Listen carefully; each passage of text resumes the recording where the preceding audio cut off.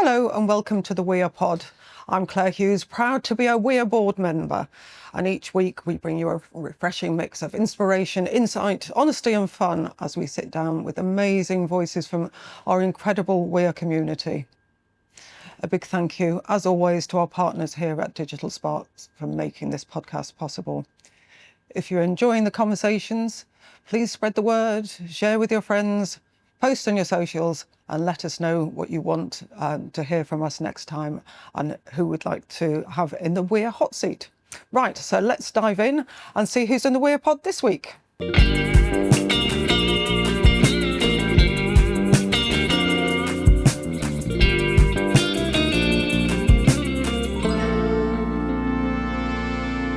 So I'm absolutely thrilled today to welcome Holly Regan to the Wirral podcast. Holly is a franchise owner for Yopa, covering Chester, Wirral and the North Wales. She's been immersed in estate agency since she was just 16, and she eventually led branches across the northwest of the country and also in central London, and even venturing out into new homes and land. Holly is incredibly passionate about empowering women in the industry, seeing Wirral as a vital platform to support and share advice in what is historically a male-dominated field. Her personal story involves her ADHD diagnosis 3 years ago, which she now embraces as her superpower. So, Holly, welcome to the podcast. Thank you so much for joining me. Thank you for inviting me. So, I do want to spend a bit of time talking about the ADHD and the superpower, because I'll come back to that in a little while. But we can't do that until we sort of gone into where your journey started. So at 16, you started an estate agency. 16. So after being expelled from 3 schools. Oh, really? Oh, yes. Oh, well, right, okay. And We cannot move on from that. Go, okay. Why? What did you do? So in my school life, I used to dread parents' evening and report days. I was always very bright in school. And I was always in top sets for everything, had absolutely no focus and just enjoyed being the class clown. Right. So I was always in trouble. Mm-hmm. My poor parents, the amount of meetings that they had to have with teachers, head teachers, and eventually, and this started at a really young age, this started in primary school. Right. And I was kind of just viewed as one of those naughty kids. I was a naughty kid, I was doing it on purpose, and that was that. And I went through my school life absolutely acing tests, in top spots for everything, top sets for everything. Bright, but was just really naughty. So you're just disrupting the class? Completely. Every class? And that's exactly what it says on all my school reports. If she spent less time talking to her friends, or... If she spent, I think one of them, my godmother actually had it framed for me, and it said if she spent less time singing in class, she'd be great. Now, I'm not a great singer at the best of times, so anything that I could do to distract myself, distract others, yeah, that was my school journey. So at 16, you had to leave. I had to leave. You didn't have a choice. I didn't. So my mum had quite a high-up job for BP.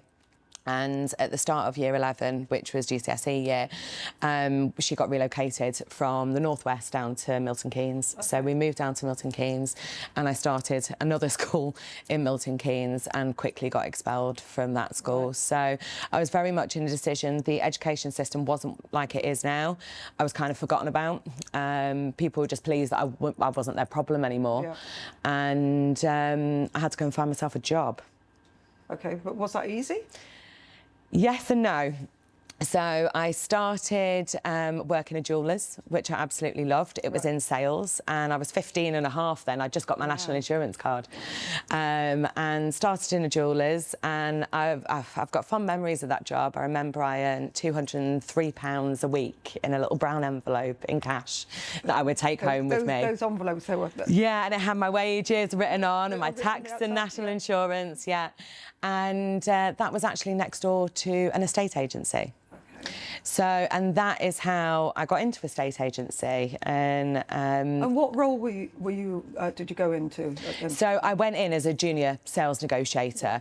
Basically, I wasn't allowed to answer the phone straight away. You know, I was admin. Of course, you couldn't drive either, so there was no way you could do any viewings or anything. No, I was admin. That, believe it or not, I know I look young, but it was when we were still sticking actual photographs to brochures. There were no Rightmove.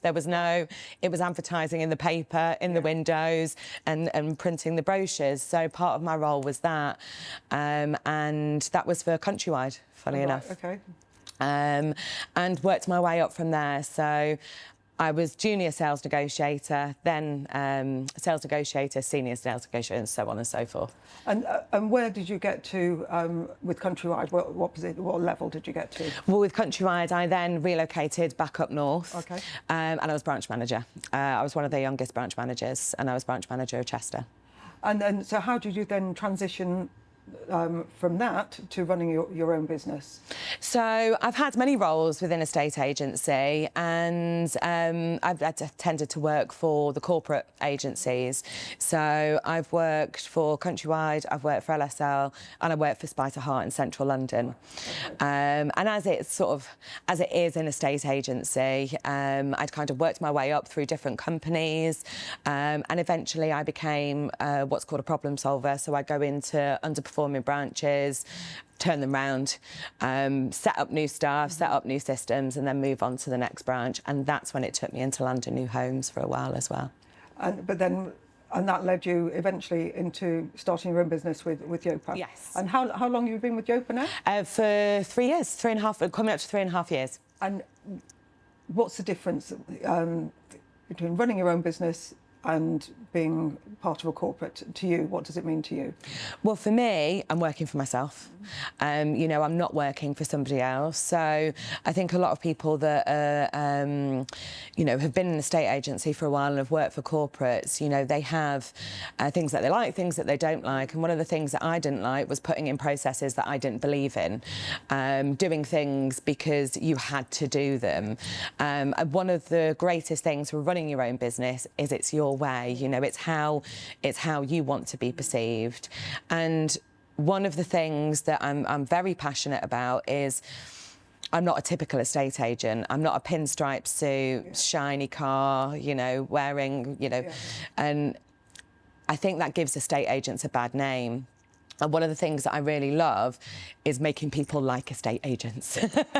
And, you know, I hope this podcast goes some way to help that.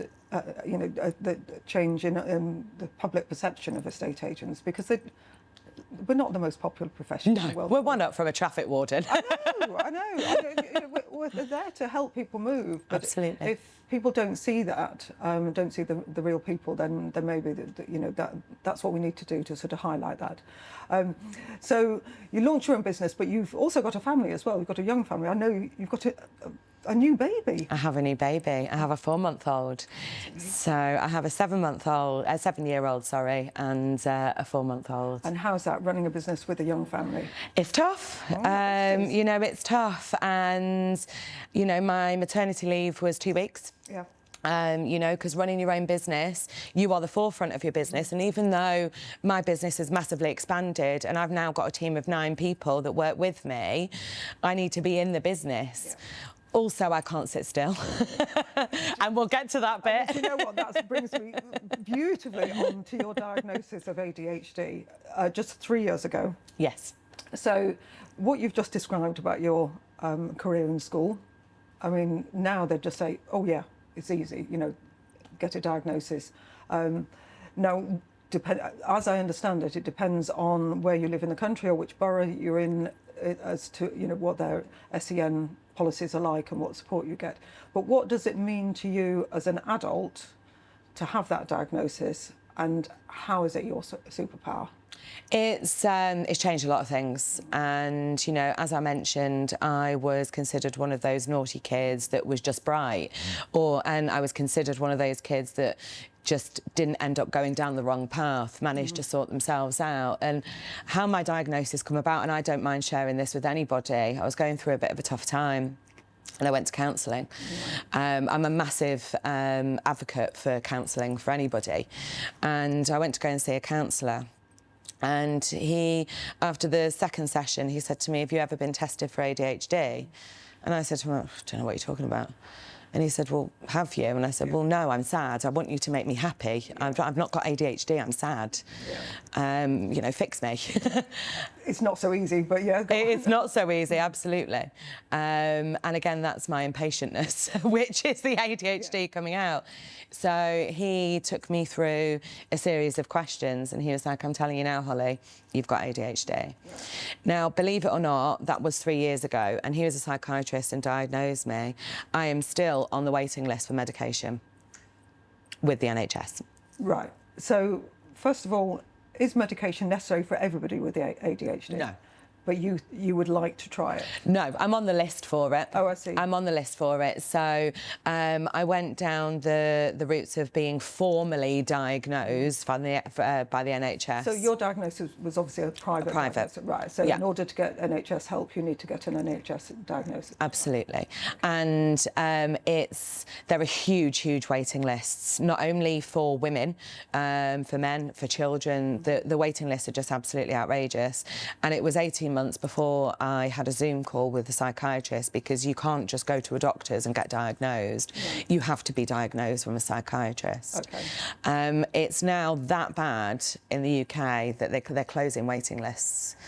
And then you go into this waiting list and you have your diagnosis, and not only that, the people that do want to be medicated, and I'm very much on the fence about medication, but the people who do want to be medicated then go on to another waiting list. Okay. And I'm on that waiting list because I'm on the fence. That could be years from the diagnosis.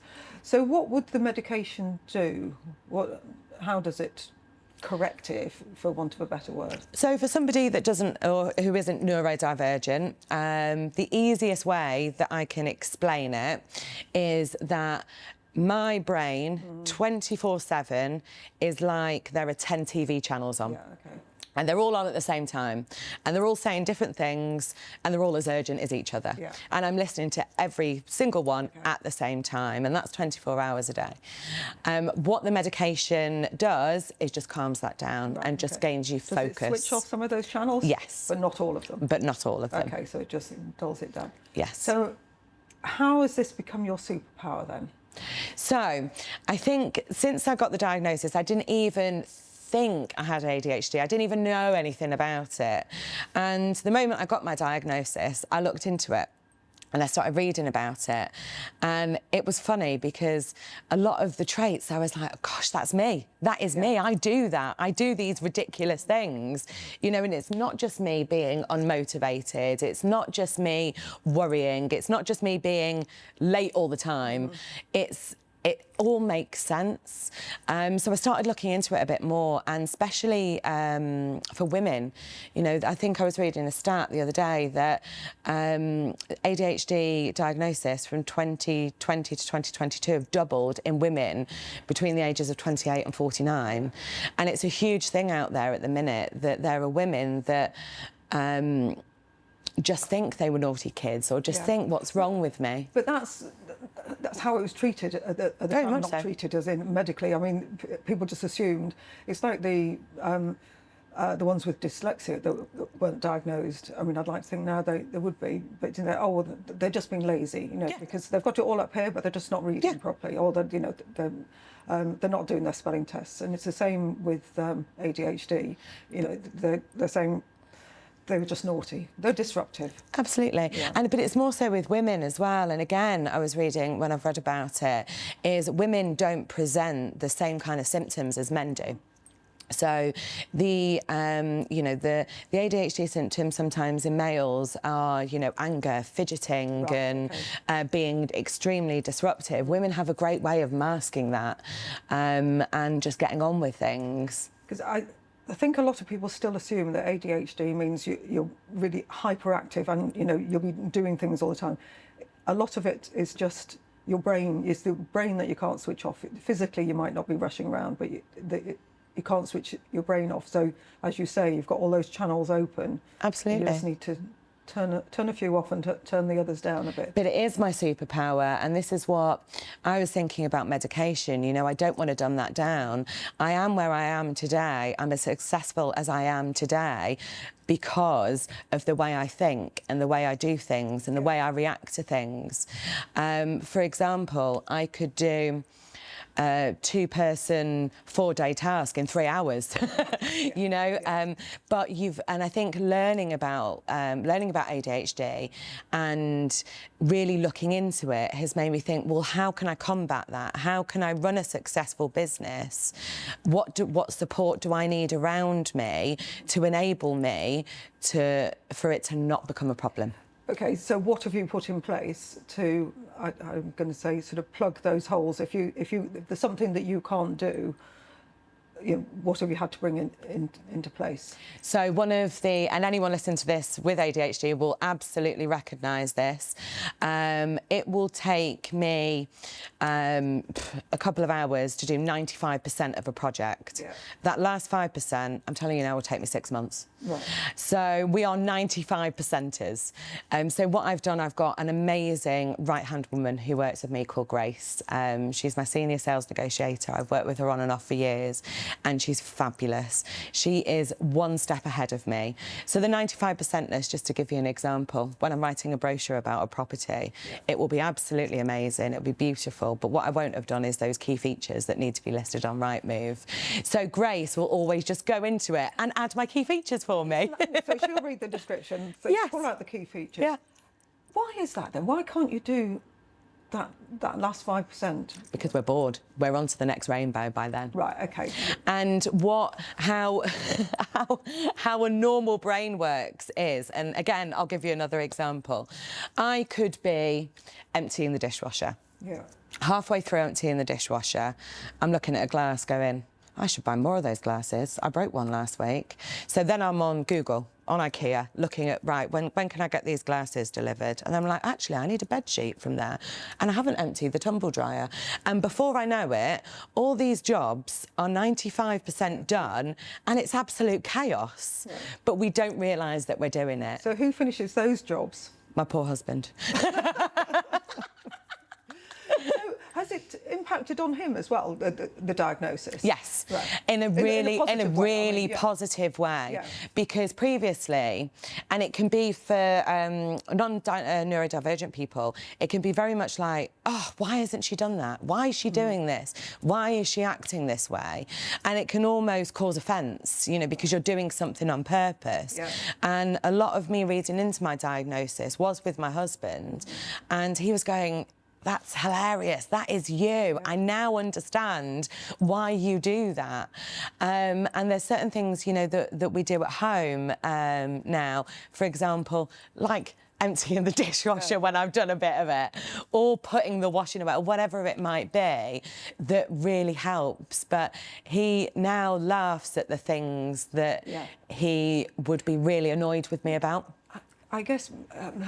obviously, there's a label, if that's what you want to call it, a diagnosis label, whatever. But I think that's quite a useful thing. Do you think some people would see that as a negative thing, or there's something wrong? It's not wrong, you're just neurodivergent. I mean, absolutely. And I think now it's spoken about so much more, which is amazing. And this is why I call it my superpower, because there are people out there, to give you an example, Richard Branson, Bill Gates, they've both got ADHD, and they both have outwardly said, we've got ADHD and we would not be this successful without it. Mm-hmm. People with ADHD have got great intuition, we're great at reading people, we're great at, and again, to relate this to our job, if we've got a particularly difficult sale, and one of my negotiators is asking for advice, I'm very much, well, if you do this, this will happen, and then that will happen, and then this will happen. It's almost like we're psychics.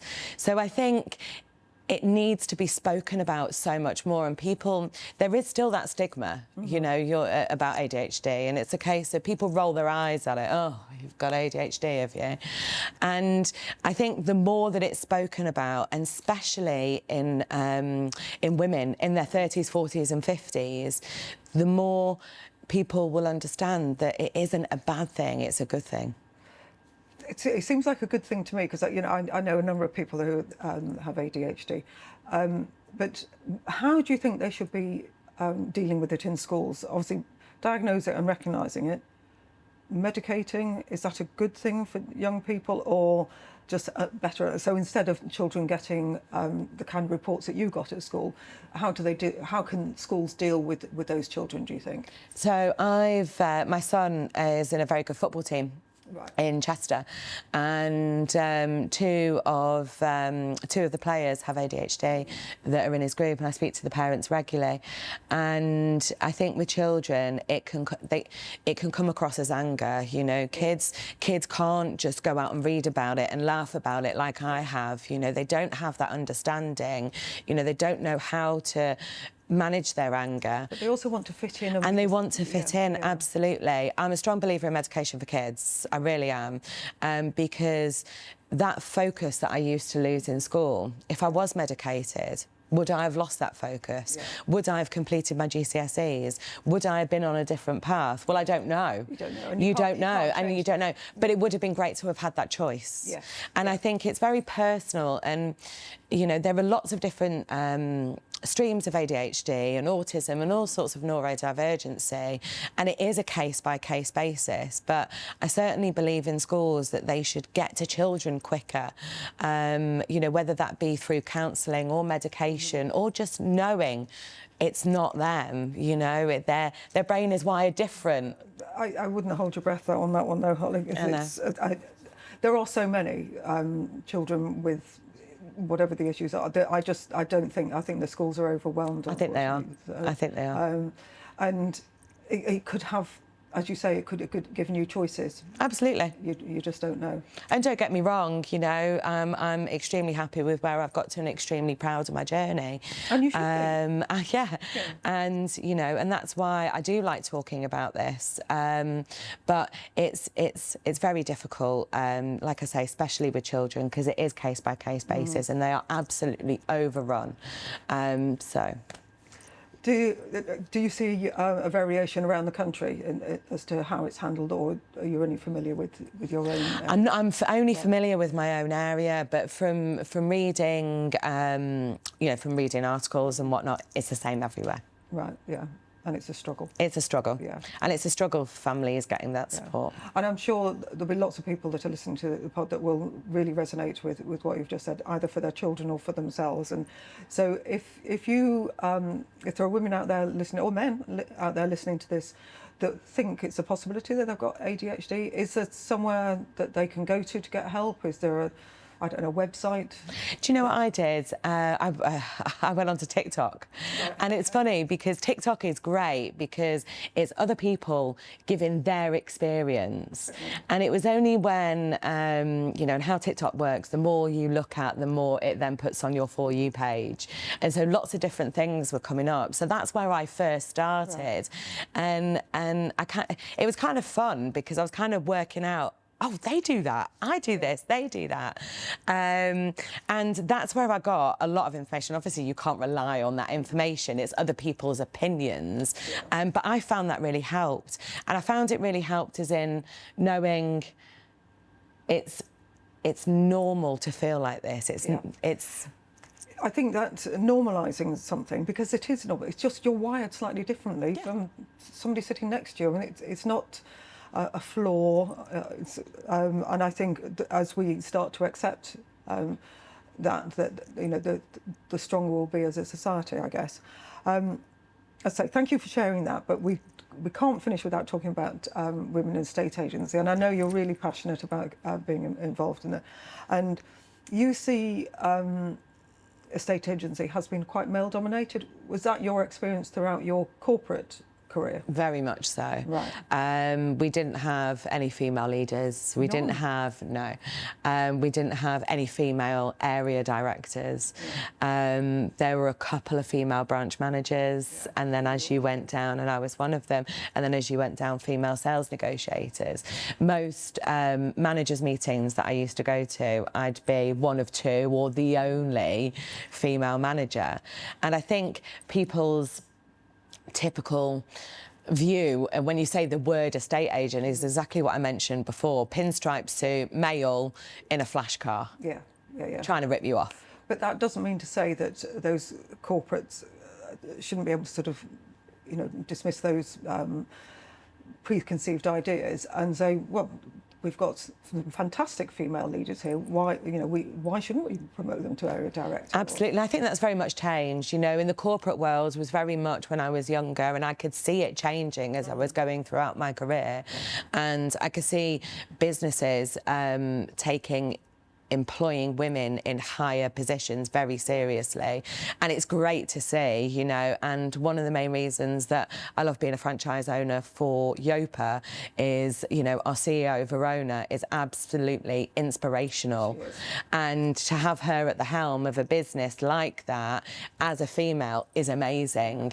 And that's why Women in Estate Agency, the Facebook group, and seeing other women support women and lifting them up, it's hard enough in our industry being female, but not only being a female, being a mum, and having to spin all of those plates as well, with children. And again, a lot of the listeners will probably, that are mums, will be like, I'm racked with mum guilt all the time. I'm doing late valuations, I'm working late, and and juggling between being a mum, being a wife, and being a business owner, and being female in a male-dominated environment is tough. But do you think there are still lots of women out there in corporate careers who are doing all of that?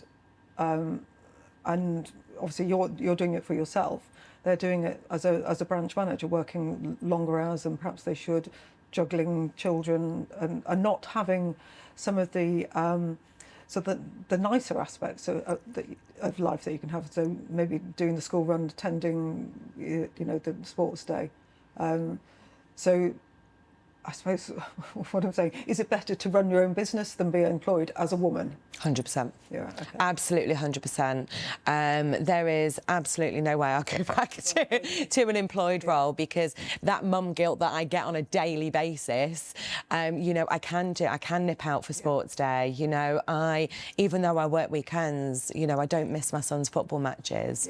I'm there on the sidelines cheering him on, and then I'll nip out and go and do a quick appointment.